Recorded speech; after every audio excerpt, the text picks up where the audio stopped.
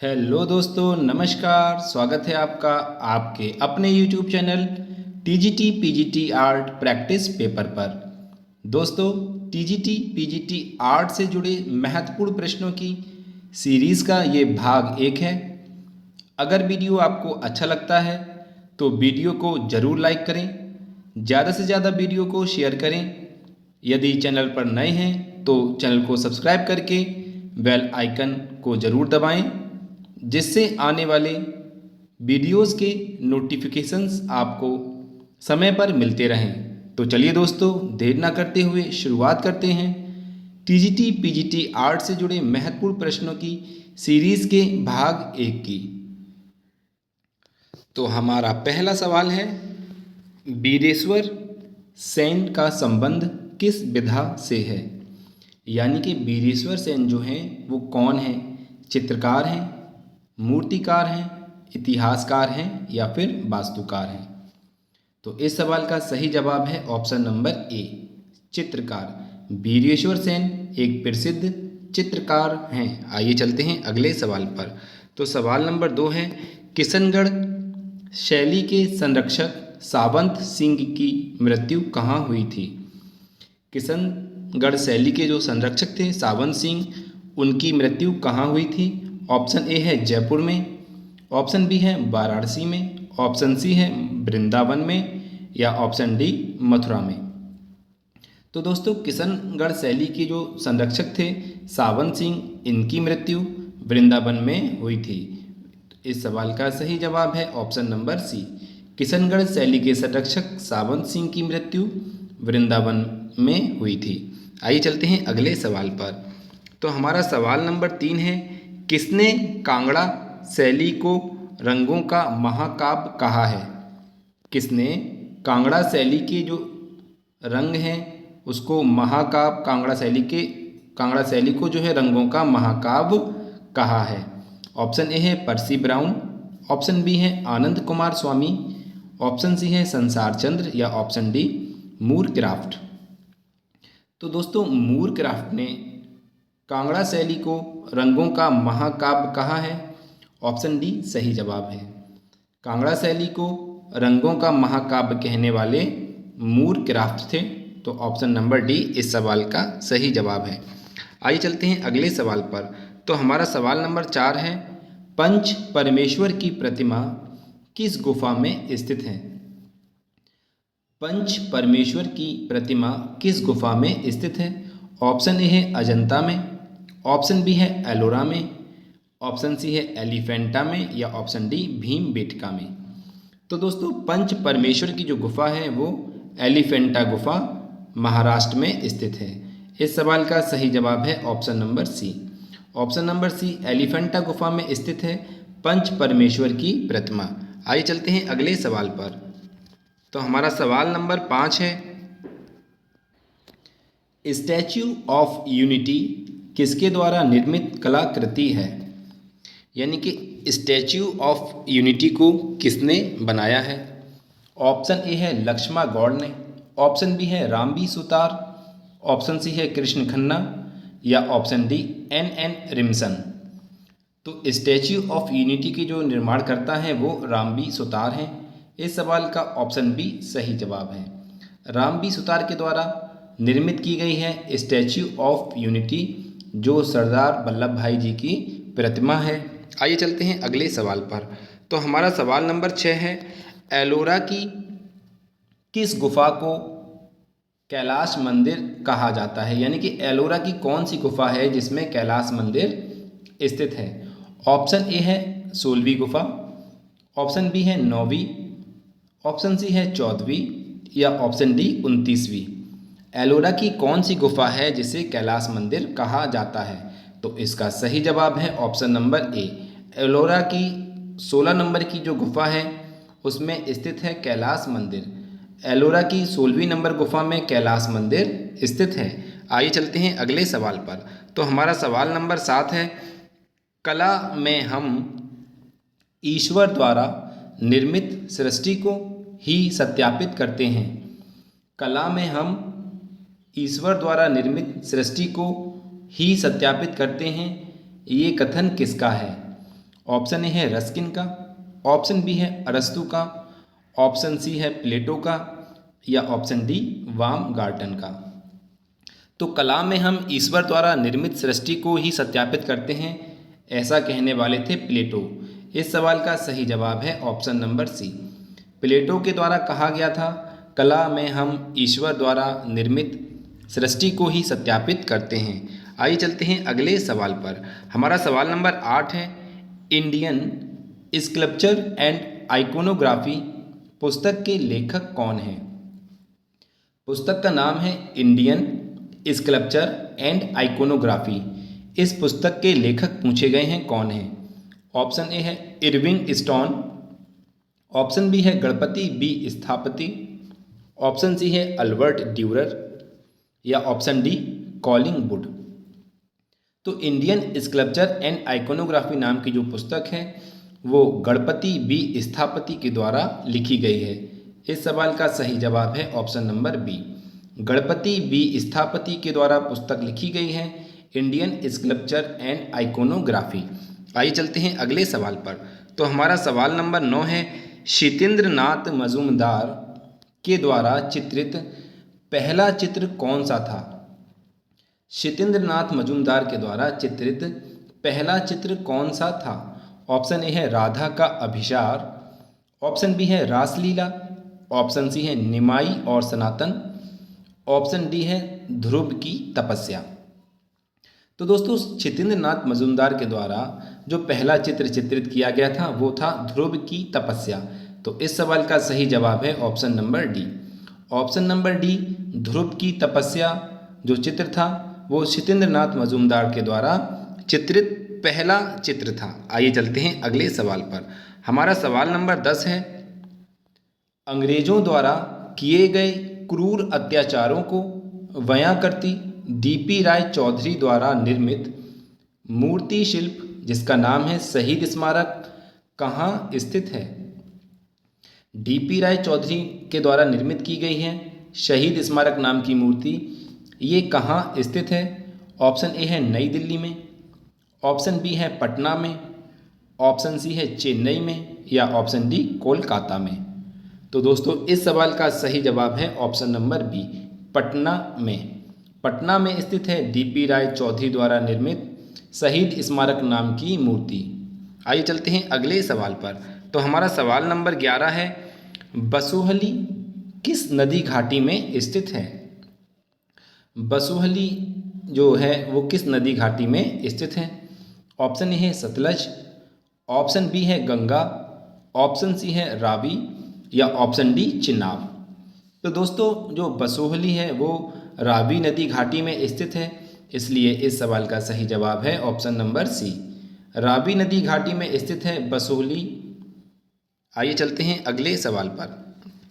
तो हमारा सवाल नंबर 12 है, भारतीय लघु चित्रों को चित्रित करने की परंपरा कब से मानी जाती है? भारतीय जो लघु चित्र हैं उनको चित्रित करने की परंपरा कब से मानी जाती है? ऑप्शन ए है प्रागैतिहासिक काल से, ऑप्शन बी है उत्तर मध्य काल से, ऑप्शन सी है ऐतिहासिक काल से, या ऑप्शन डी पूर्व मध्य काल से।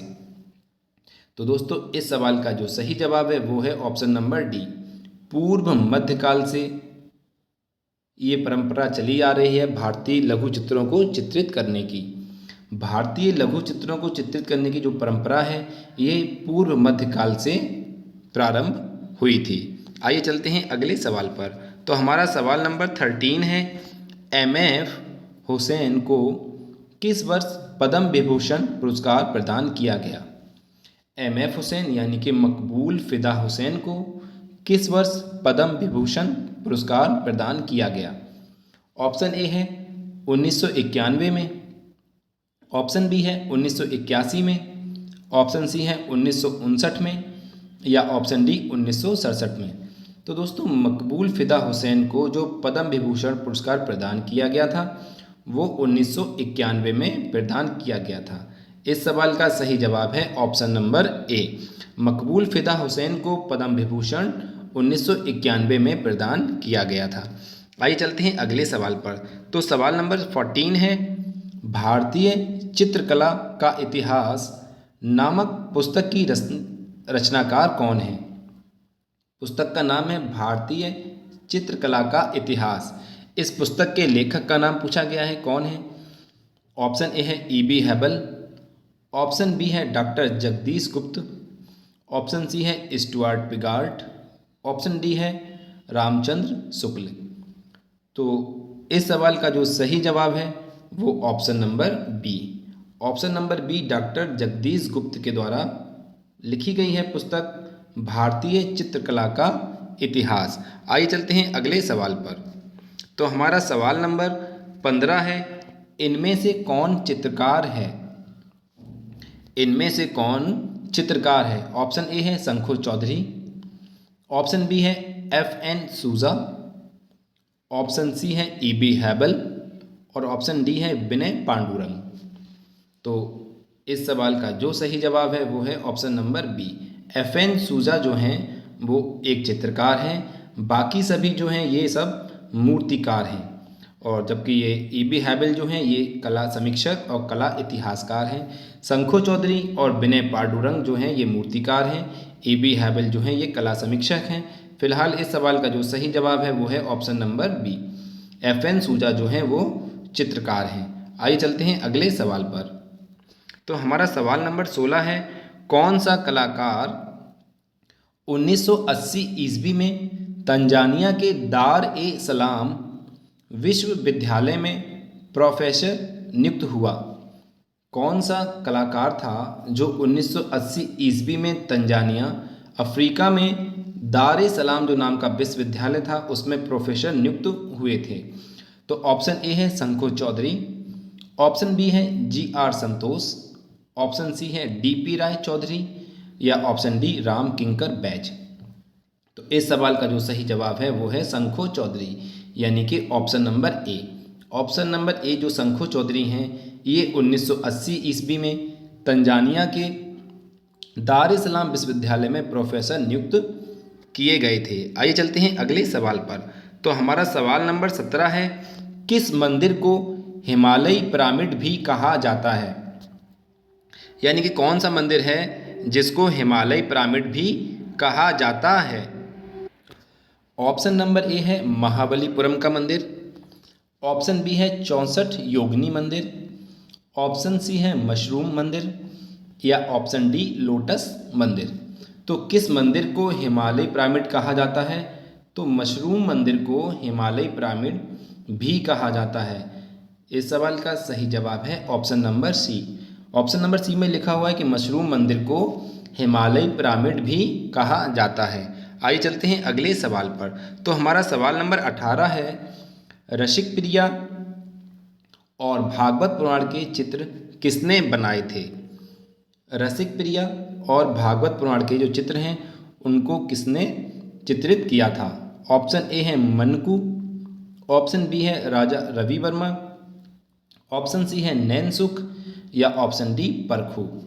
तो रसिक प्रिया और भागवत पुराण के जो चित्र बनाने वाले चित्रकार थे वो थे परखू। ऑप्शन नंबर डी सही जवाब है इस सवाल का।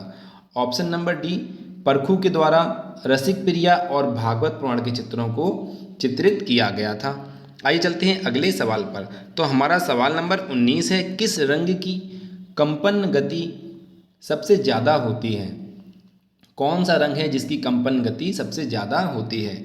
ऑप्शन ए है बैगनी, ऑप्शन बी है लाल, ऑप्शन सी है नीला या ऑप्शन डी पीला।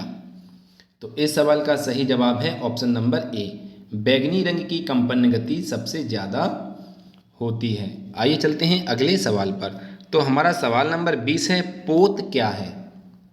यानी कि पोत किसे कहा जाता है? ऑप्शन ए है धरातल की लंबाई या चौड़ाई, ऑप्शन बी है धरातल की गहराई, ऑप्शन सी है धरातल की बनावट या ऑप्शन डी इनमें से कोई नहीं। तो दोस्तों इस सवाल का जो सही जवाब है वो है ऑप्शन नंबर सी, धरातल की बनावट को पोत कहा जाता है। पोत किसे कहा जाता है? धरातल की बनावट को पोत कहा जाता है। आइए देखते हैं अगला सवाल। तो सवाल नंबर 21 है, धारापुरी के नाम से कौन सी गुफा जानी जाती है? धारापुरी के नाम से कौन सी गुफा को जाना जाता है? ऑप्शन ए है बाघ की गुफा, ऑप्शन बी है जोगीमारा की गुफा, ऑप्शन सी है कन्हेरी की गुफा या ऑप्शन डी एलिफेंटा की गुफा। तो दोस्तों धारापुरी द्वीप पर ही स्थित है एलिफेंटा की गुफा, इसलिए एलिफेंटा गुफा को धारापुरी के नाम से भी जाना जाता है। आइए चलते हैं अगले सवाल पर। तो हमारा सवाल नंबर 22 है, कमला और इलायची नाम की जो महिला चित्रकार हैं ये किस शैली की चित्रकार थीं? यानी कि कमला और इलायची किस चित्रकला शैली की अग्रगण्य महिला चित्रकार हैं?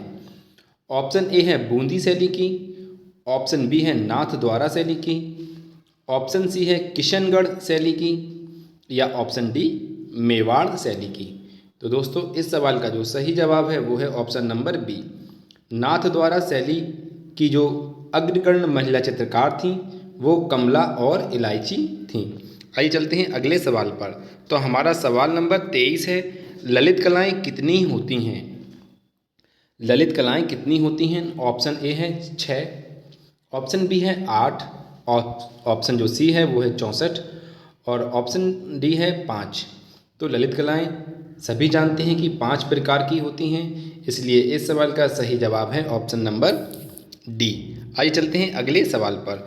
तो सवाल नंबर 24 है कि पुस्तक तिलक मंजरी के लेखक कौन हैं? पुस्तक का नाम है तिलक मंजरी, इसके लेखक का नाम पूछा गया है कौन है? ऑप्शन ए है धनपाल, ऑप्शन बी है मतीराम, ऑप्शन सी है केशव दास या ऑप्शन डी भानुदत्त। तो तिलक मंजरी नाम की जो पुस्तक है वो धनपाल के द्वारा लिखी गई थी, इसलिए इस सवाल का ऑप्शन ए सही जवाब है। आइए चलते हैं अगले सवाल पर, जो कि इस वीडियो का आखिरी सवाल है। तो हमारा आखिरी सवाल है, पशुओं को खदेड़ते हुए चरवाहे अजंता की किस गुफा में चित्रित हैं? ऑप्शन ए है गुफा संख्या 10 में, ऑप्शन बी है गुफा संख्या 16 में, ऑप्शन सी है गुफा संख्या 9 में या ऑप्शन डी गुफा संख्या 17 में। तो पशुओं को खदेड़ते हुए जो चरवाहों का जो चित्र है वो जो है अजंता की गुफा संख्या 9 में चित्रित है, इसलिए इस सवाल का जो सही जवाब है वो है ऑप्शन नंबर सी। तो दोस्तों ये थे इस सीरीज़ के 25 महत्वपूर्ण प्रश्न। प्लीज़ वीडियो को लाइक करें, अगर चैनल पर नए हैं तो चैनल को सब्सक्राइब करें, वीडियो को ज़्यादा से ज़्यादा अपने दोस्तों में शेयर करें। जय हिंद, जय भारत दोस्तों। Thank you very much.